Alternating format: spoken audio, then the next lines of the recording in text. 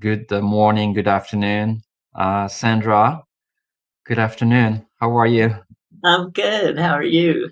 Good. I'm really excited to be with you today. Last time we connected, I think it was a year ago, Oh, and we talked about the relevance of shamanism in the 21st century, in the time we're in.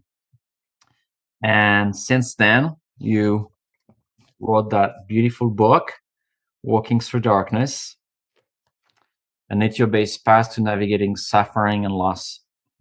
And I been I'm halfway through it, but I'm getting a lot out of it about this initiation that darkness, pain, illnesses, either illnesses of the body or the mind or the collective, can be those big rite of passage, big transformation point that are necessary. So before we dive in, I would like to ask you, what pushed you to write about this specific topic about walking through darkness in this time we're in? yeah. I grew up in Brooklyn, New York, and I grew up in an immigrant neighborhood where there was an amazing amount of suffering. I mean, amazing amount of suffering. There were some of my neighbors had survived the Holocaust, and a lot of my neighbors survived all the troubles that they were going through in Italy. You know, they had to flee for their lives. Hmm. And so this was kind of what I grew up in. And so I always saw how sad people were. A lot of people were committing suicide in my neighborhood. I was pretty young. My next door neighbor committed suicide. Um, and so I didn't understand why people were suffering so much. And I had a vision when I was a kid of I wanted to teach people how to be happy. and um, I might have taken on a little bit too much when I I was a was kid. going to say, ask how did that go? Yeah, right. And so I had a lot of initiations as a kid. I got hit by lightning. I had a be without light for a really long time due to a really bad case of measles. So I had real classic initiations in Brooklyn, New York, that where nobody knew how to train me or what to do or how to help me in any way whatsoever. And my initiations continued through life. I drowned in Mazatlan and was brought back through CPR, and I drove my car off a cliff, um, and I almost got killed by a boulder. About People were saying about a 10-ton boulder flying off of Mount Shasta. So my life has really been about the spirits trying to wake me up to the power of spirit. But in our culture, we back in former times, we had grandparents and great aunts who would rock us on a chair and tell us stories of hard times and how you get through them. So we all, at some point in history, it was very important for our elders to help us create a roadmap for not just to how to get through the good times of life, but how do you get through the really tough times Hmm. when there's loss, there's pain, you're not doing well. It looks like the world is getting ready to fall apart. We had elders who did that. So a little over 9 years ago, I was on a call. I was teaching online, and it was before Zoom, and it was teleconferencing. And my class was great. Everything was wonderful. I put down the phone and I stood up, and I felt like I was hit by lightning again. Um, there are ways that that could have happened through my phone line. It was ungrounded, but there might have been other things going on. Nobody really understands what happened to me. I got thrown against the wall. I went up. I didn't want to freak my husband out, so I just said, I had a good class, but I'm really tired, so I'm going to go to bed now. Mm. And when I woke up the next day, my head was a little turned, but nobody could see it. My husband couldn't see it. My chiropractor couldn't see it. Nobody could see it, but I could. Anyway, to make a very long story short, I had developed a very, very rare brain disorder like that in a minute.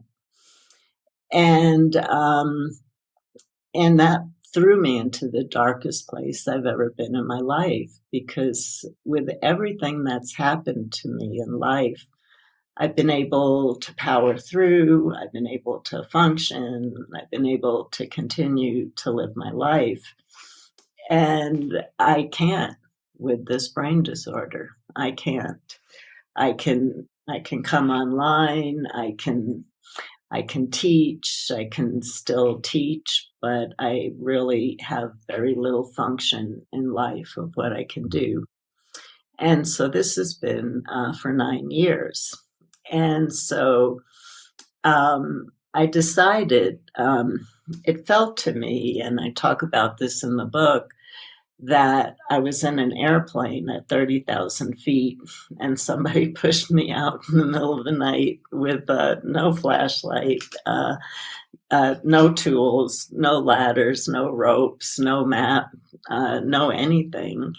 And I was just kind of left to find my own way. And in shamanism, that is an initiation where the spirits bring you to a place of true darkness where your ego has no idea what to do.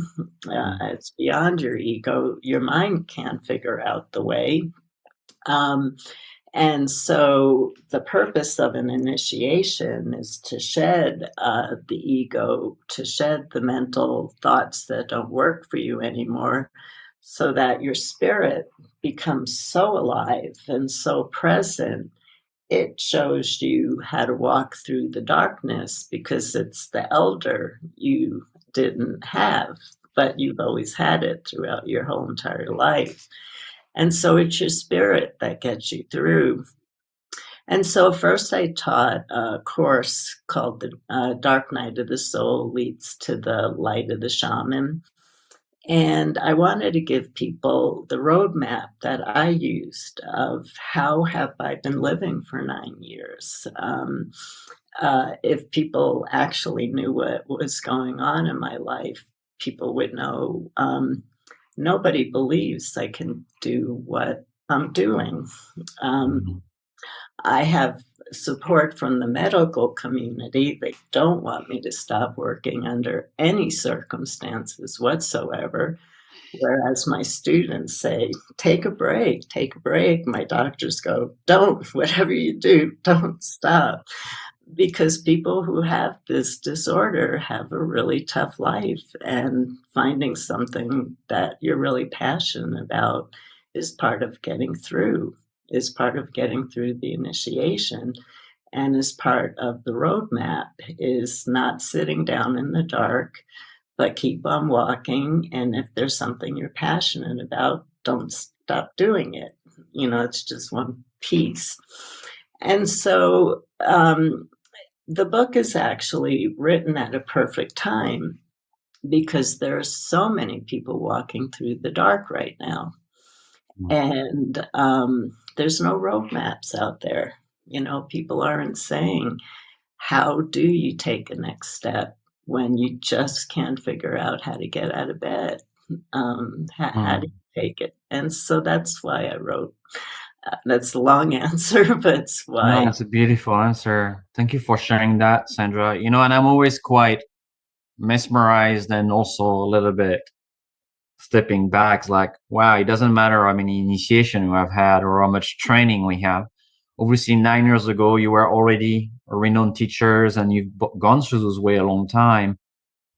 but there was still that initiation that came in, and also maybe the moments where we don't know what to do, despite all the tools, despite all the training, because then we might see the way, right? Spirit might start showing us. But I want to kind of talk about the moments where maybe many people are, where a big shock arrives. It could be personal, it could be in the family, it could be the collective. And first, we are very disoriented. And maybe the mind, the ego, or even the spiritual ego, what we know, right, is trying to do something about it. But there is these moments of deeper surrender. And I wonder, for you, with all your years of experience being an elder and going through that, what was going through at that moment? Was it still that trying to do, or were you really comfortable? That's maybe not the right word, but like open, say, okay, I know I have to wait there. I know I have to, be patient and surrender more. What was this time there? Oh, I was terrible. I was everything I tell people not to do. First of all, in shamanism, it's known that when we go through an initiation, our spirits actually can't help us. Because if your spirit can't get you through, then you're not strong enough to be able to add to your community. And in shamanism, everything was about how strong the community was. And so initiations were created to fire up your spirit, make your spirit shine. And so the spirits step away because they can't carry you through an initiation, or your spirit didn't uh, become alive enough to get you through. And so I became bitter. My spirits left me again.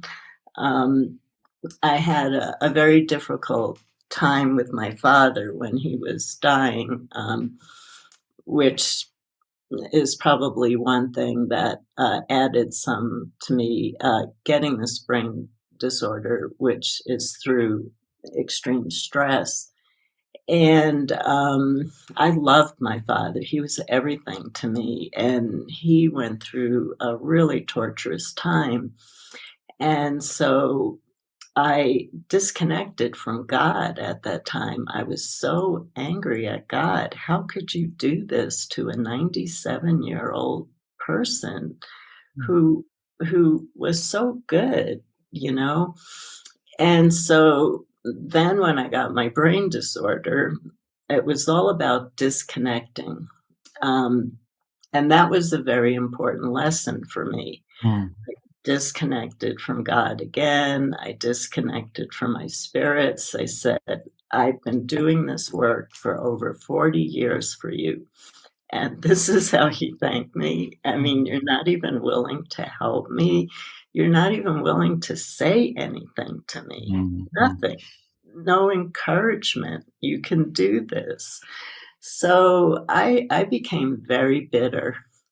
And I think that is part of being in the darkness. Is it's it's not it's not part of our human condition to say, okay, throw me into a torturous situation and immediately say, thank you, thank you.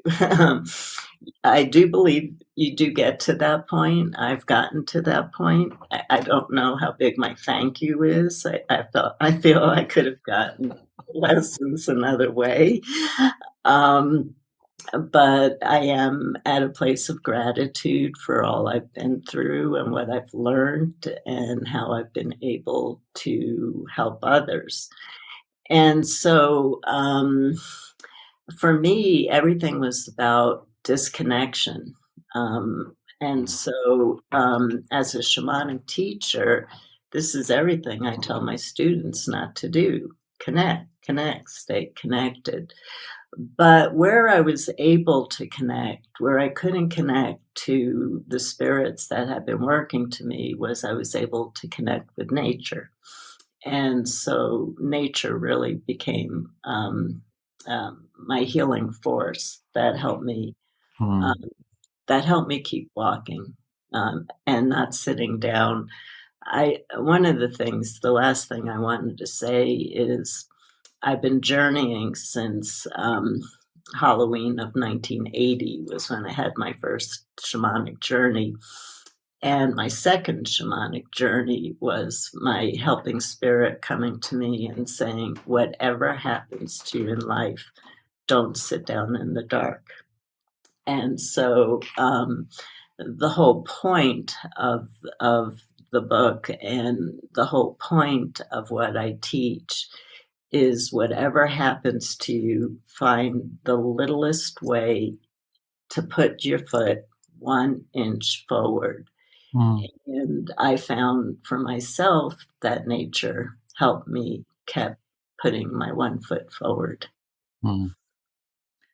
So, this was 9 years ago, right? And now you're still dealing with this. So Mm-hmm. do you feel like sometime initiation can be this very, very long process because there is still learning and growth for you, right?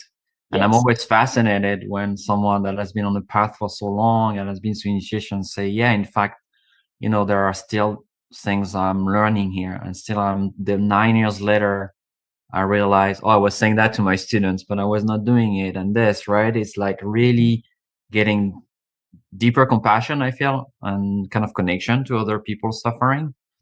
So I wonder how, aside from, I don't want to talk about your capacity, but more your heart connection with the teaching, how's that shifting today, the way maybe you might teach on those topics, or even you might teach core shamanism, some aspect of it, how that opened maybe something that was important. Yeah. You talk about love and in my family history and in my own body, my father's side of the family, we all have a very enlarged heart. And and and we've all had big hearts. And so what caused my brain disorder was taking on everybody's suffering. And so this was a big lesson for me of what can happen in the shamanic community that gets so codependent on stopping suffering and eating people's suffering and taking it on and absorbing it, feeling like we're actually giving a gift, but we're not.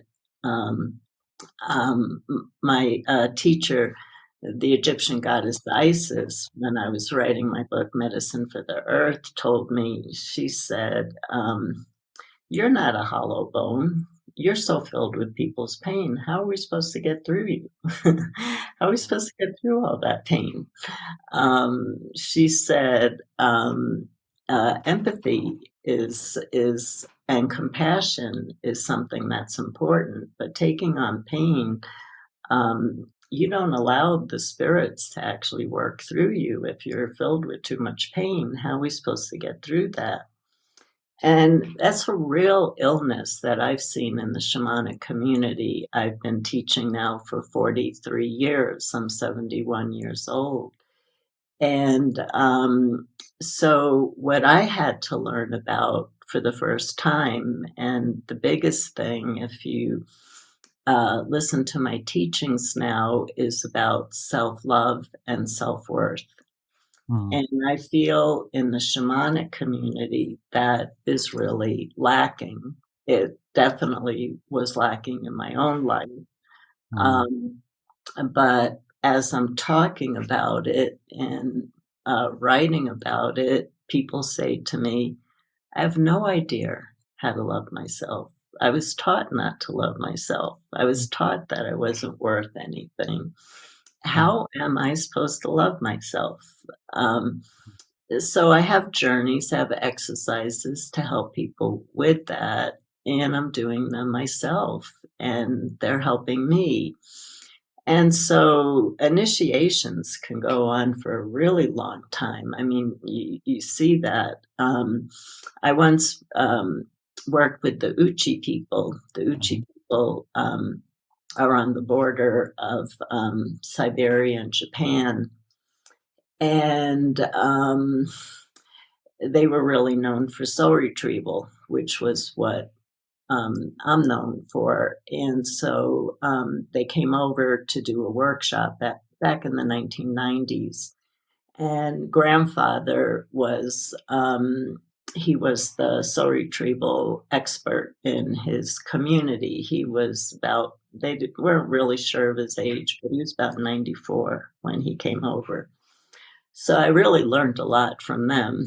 And their greatest shaman, grandmother, had a psychotic break for 18 years, but they knew it was an initiation. So they kept her in a cabin, a hut, whatever homes they lived in for 18 years. They kept her safe because they knew she was going to wake up to be the greatest shaman and be able to keep their community alive and heal the community.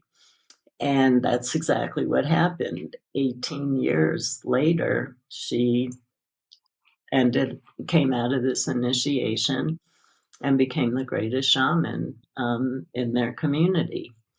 So you don't know. There's so much we don't know in our modern culture about the process that people have to go through to really be able to bring through the healing energies that are required at a particular time or for a particular culture. We're really blind to that.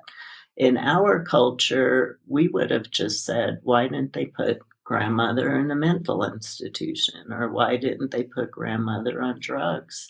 18 years and she became their greatest shaman, but she was completely schizophrenic for 18 years. Mm. So obviously, there is a deep need for community, for elders, right, that can teach those things. A little bit what you were saying when you grew up, right? There was nobody around that could really give meaning to what was going on.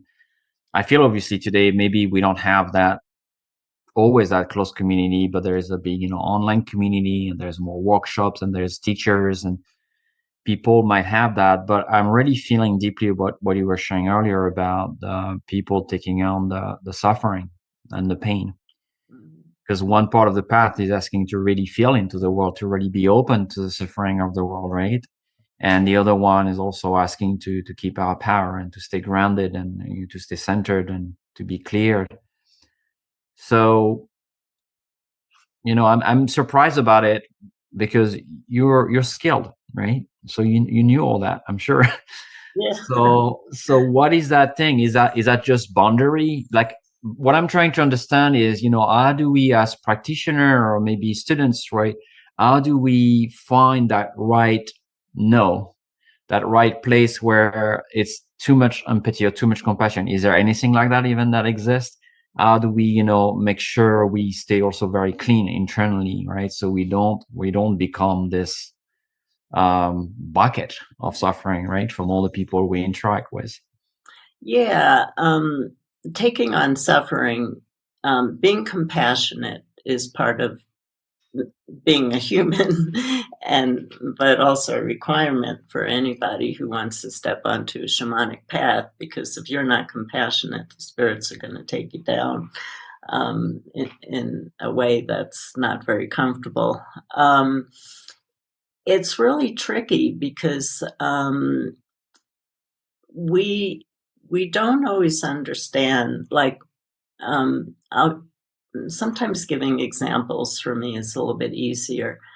I had a friend, my best friend was dying of AIDS about over 30 years ago.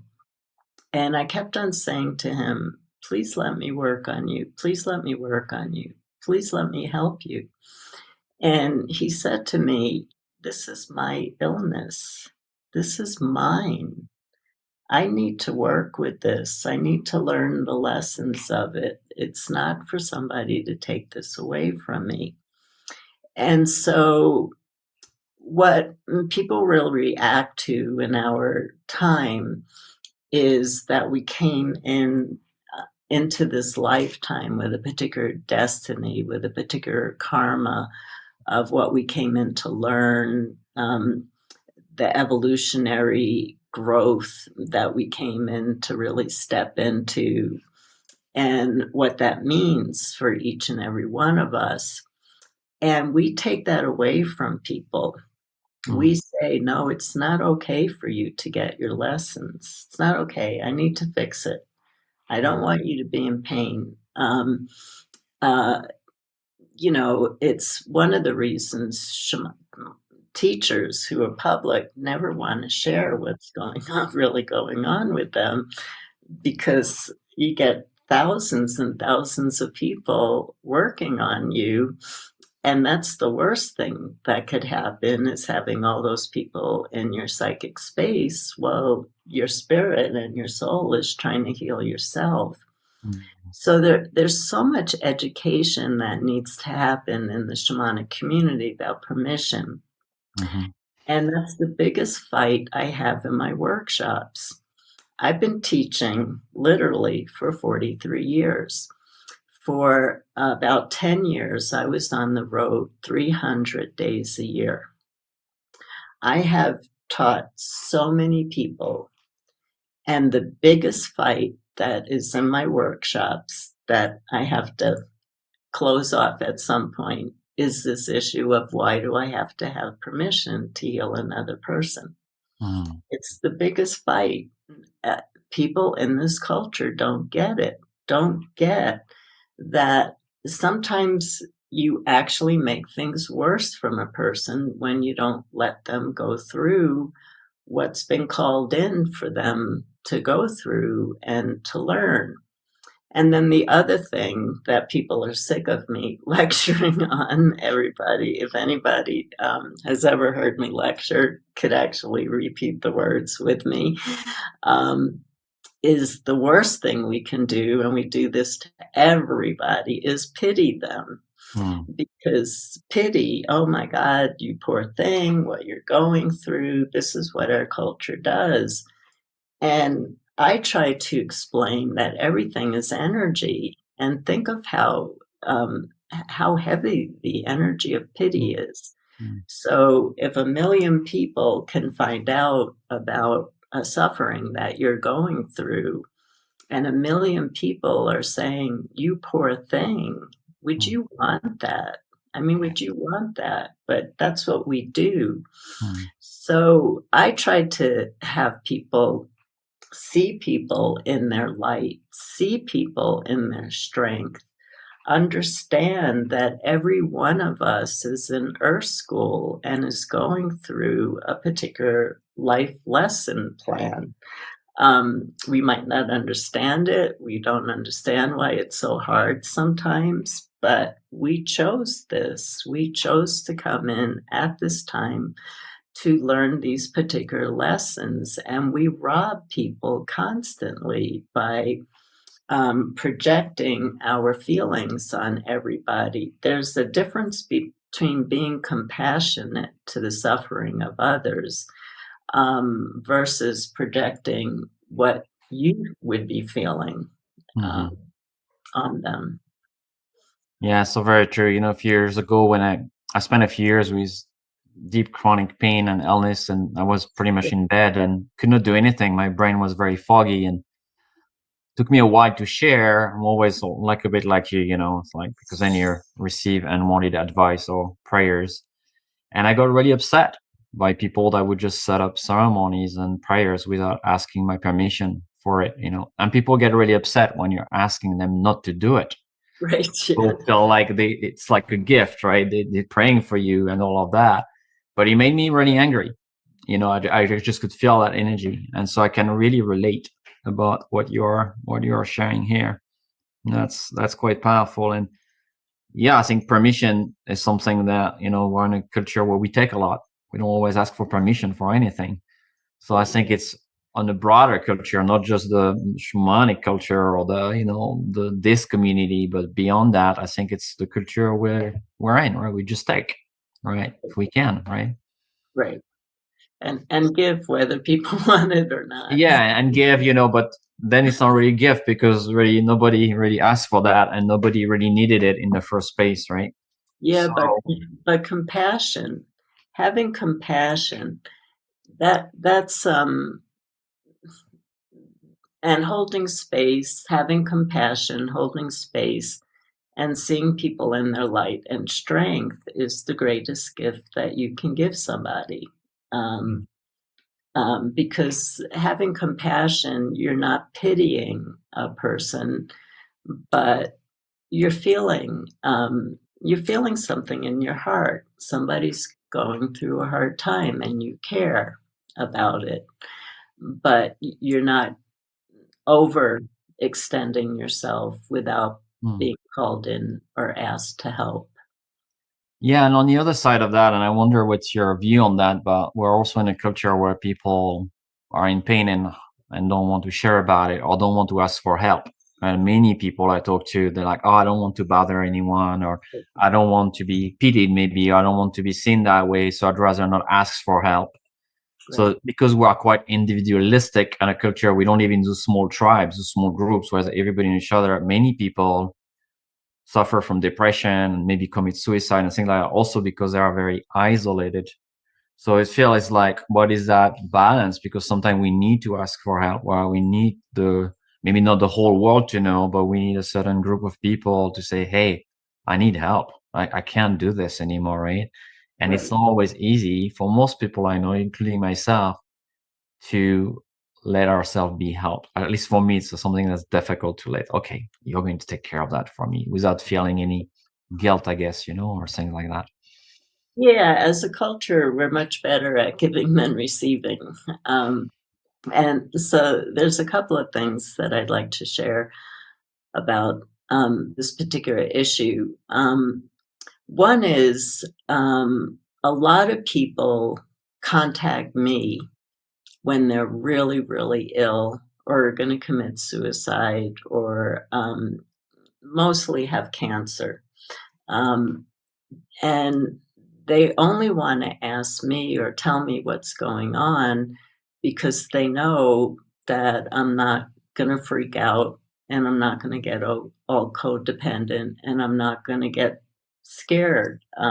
Meaning, a lot of people will not share a cancer diagnosis because they don't want to be pitied, just what I said. And I have hundreds and hundreds of students who have said this.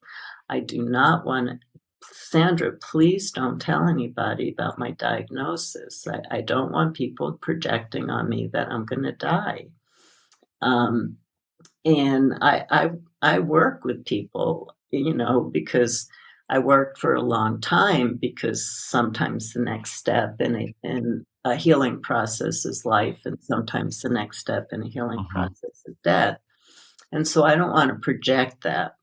And so people are afraid of the projection that's going to be put on them if they ask for help. So that's number one. And then we come back to the issue of self-love and self-worth. Do you love yourself enough? Mm. Do you feel that your life is worth enough for you to have the courage to step forward and ask for help?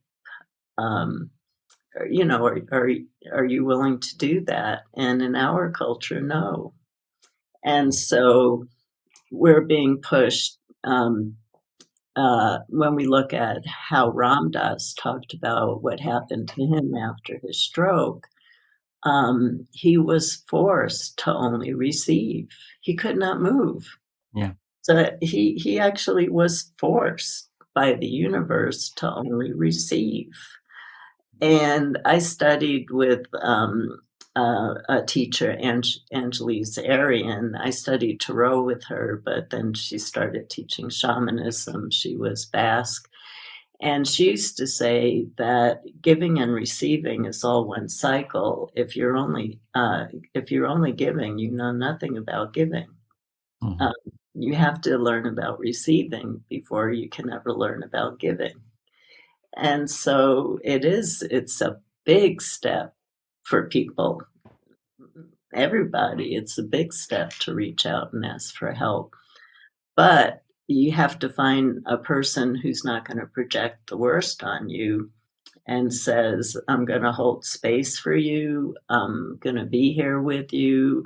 I'm going to see you in your strength. I'm going to see you in your light. And any support you need, you let me know. Mm. Yeah, we don't want to be coming to a point where we're forced into receiving, right? Like around us, we're supposed to get, okay, now we're going to put you in a situation where you have no choice, Right. right? Grandmother Srikro told me one day, she said, well, you don't want to be hit by a 2x4 from spirit, because at some point they're going to come and force you into that teaching, right? Into that learning experience. Yeah. Yeah. Yeah. So I want to open a little bit the conversation just around the collective suffering and the loss. You know, we're in a situation, not just since last year, but for many years now, there is more and more losses and suffering happening. You know, environments and the fish and the waters, the animals, native people, now the war in the Middle East, right? So for many people, it can feel very, very difficult to find ways to really honor the suffering and the loss, to feel into it without being too overwhelmed by it. So I feel sometimes people either gets really too overwhelmed by it and too really feeling like it's their pain, right? In some ways, or completely closed off and completely disconnected from it. And the shamanic path kind of teach us to be connected in certain ways, right? So I would love to just hear your perspective on, not on the political of what's happening, but more as the shamanic practitioner. How do we handle those big events and those big transition that we are in as a collective right now? Everything is, I don't know what it is, but everything is very simple for me.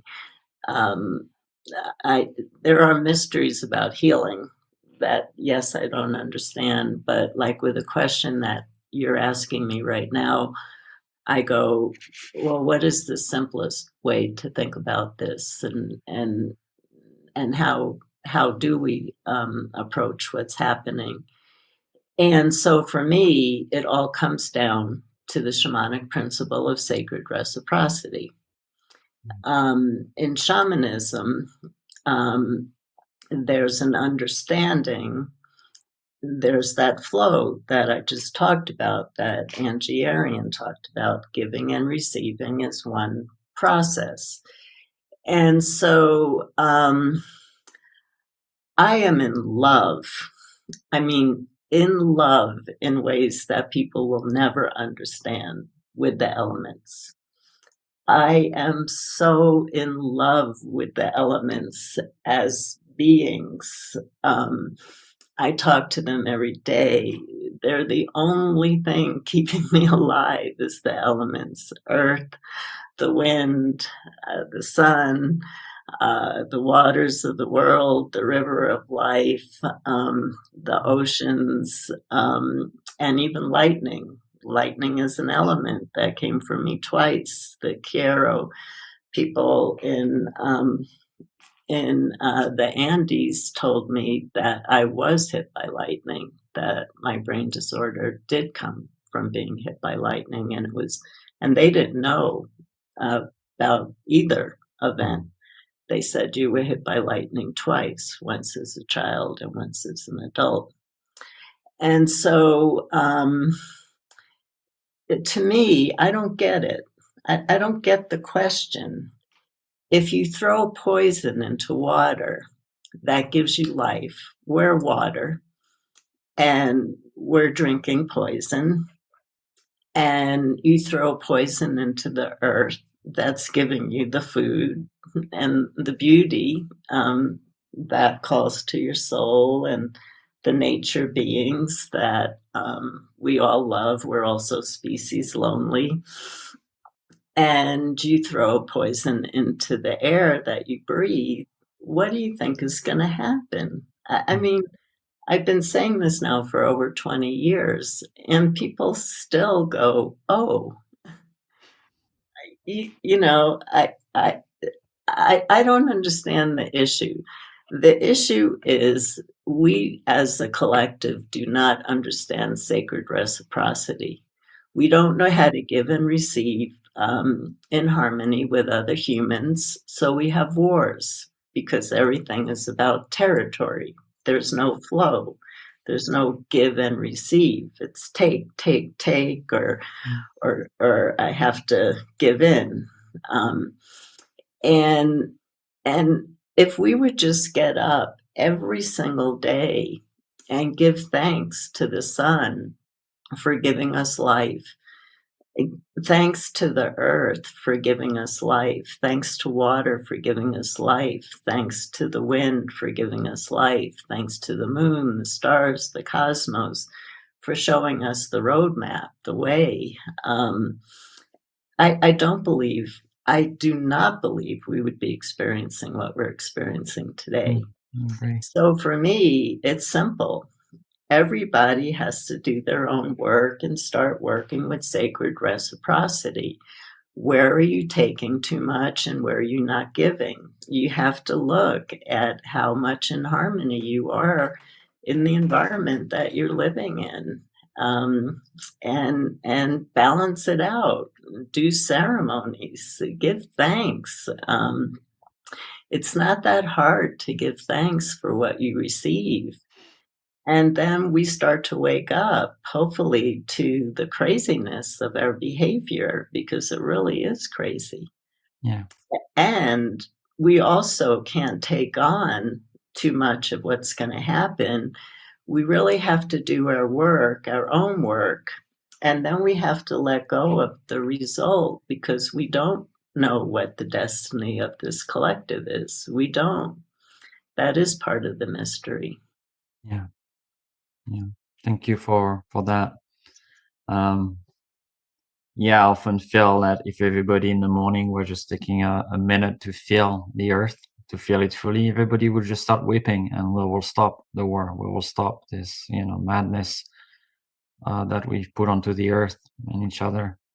But we have to take this time, right? We have to make those moments of deep connection so we can really feel into it. Yeah, and so people are being stretched. People are being stretched way beyond their comfort level right now. Mm. And because it's the comfort level that allows us to shut down Mm. and to say, I don't want to see.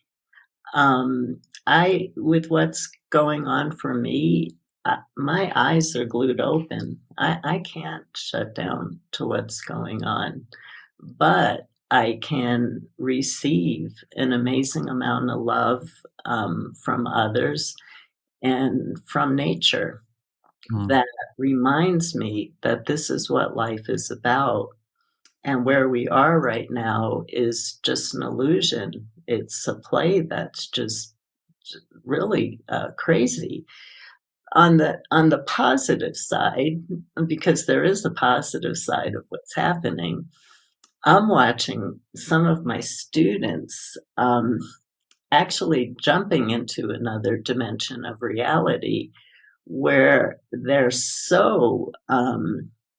they've connected so deeply to source, the spiritual world, and to nature from performing their ceremonies, from performing their journeys, that they're living a beautiful life and they're not aware, but in a good way, of Mm. all that's happening. And that's a really good place to be, too. That's a real healing place for the planet, too, is all the people who are stepping up on an evolutionary level that I haven't seen in my work. My last course that I taught on shamanic journeying, I saw people going to high levels of evolution that I have never seen in 43 years and Mm. in such a short period of time.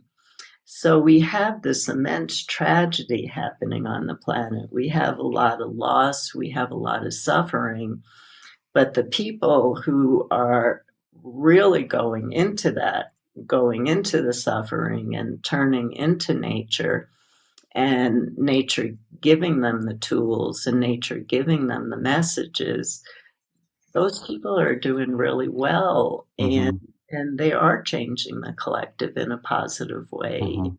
and I include you as one of those, and I include me as one of those Mm. people. We are changing the collective in a positive way by reminding people of the beauty of life and the beauty of this planet. And educating people about that is really what needs to happen to turn things around. Thank you. Thank you, Sandra, for that. I really feel it deeply.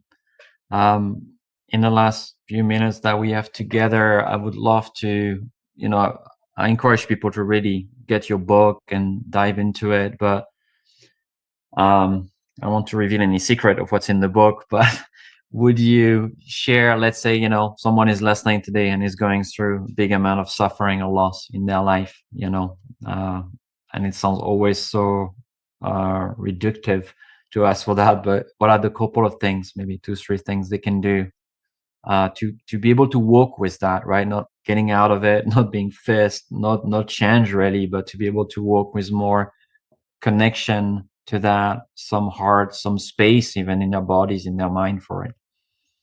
Yeah, I definitely uh, know how dark things can feel, and I think we have to remember that small steps, really small steps, take us to where we want to go.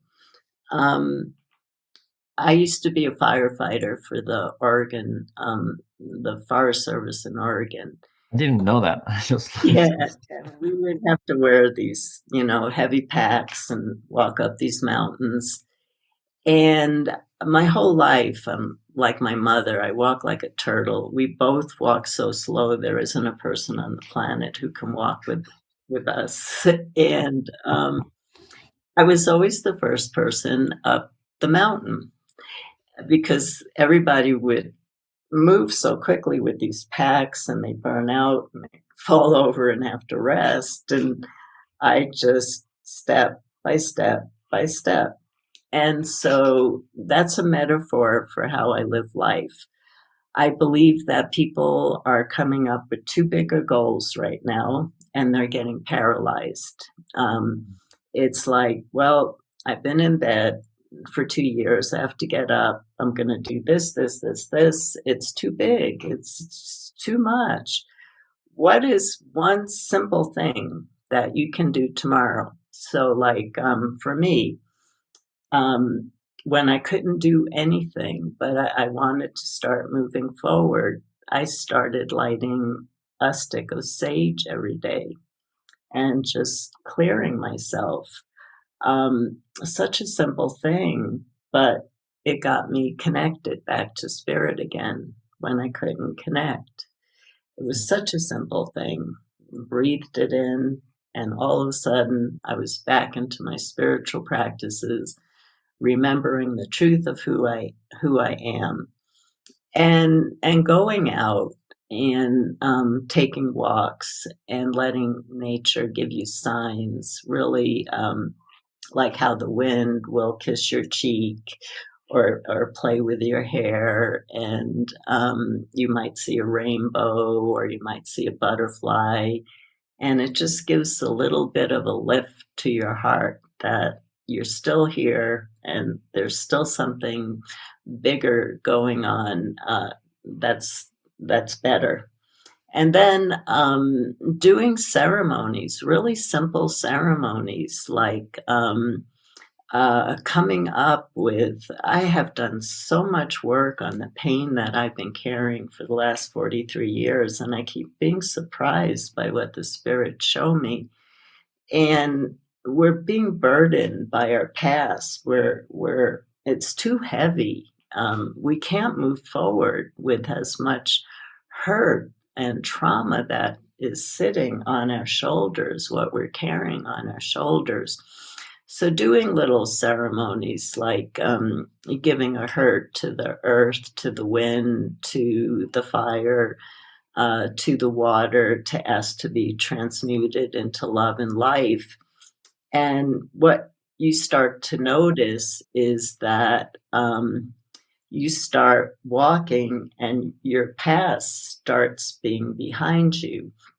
And so in walking in darkness, that's a really big issue for me is how much of our past we're carrying forward, how much we don't love ourselves, and how much self-worth is not part of our makeup for a lot of Mm, people in the spiritual community.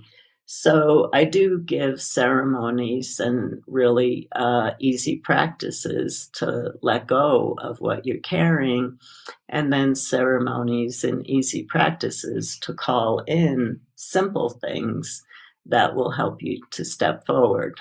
So, I'm not trying to sell the book, but there are practices and tools about letting go of the burdens, so that we're not being weighed down by our past, and calling in the goodness of life. And mm. that's what we all want to be doing right now.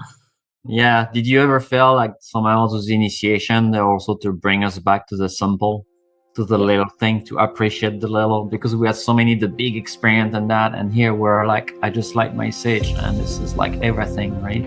yeah, yeah, absolutely. I agree.